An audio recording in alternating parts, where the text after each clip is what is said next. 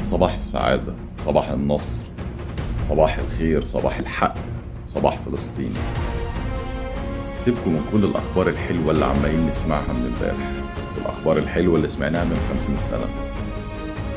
سيبكم من كل حاجة، وأهم درس تتعلموه من اللي حصل امبارح واللي حصل يوم 6 أكتوبر في 73 هي إن صاحب الحق عمره ما بيجري ويسيب حقه.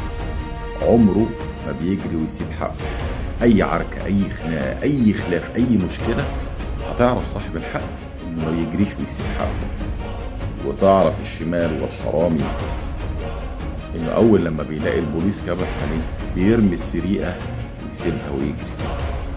شوفوا الجيش المصري عمل إيه في 73، شوفوا الأبطال عملوا إيه امبارح في فلسطين وبقالهم سنين بيعملوا إيه، وشوفوا الناس التانيين جريوا ازاي وسابوا الحاجة اللي هم سارقينها عشان عارفين انهم مش اصحاب حق. علموا الدرس وعلموه لأولادهم. صاحب الحق عمره ما بيجري، صاحب الحق بيفضل يقاوم، صاحب الحق عنده اختيار من اتنين: يا يرجع حقه زي ما اتاخد منه، يا يموت على رجليه وهو واقف بيقاوم. صباح السعادة.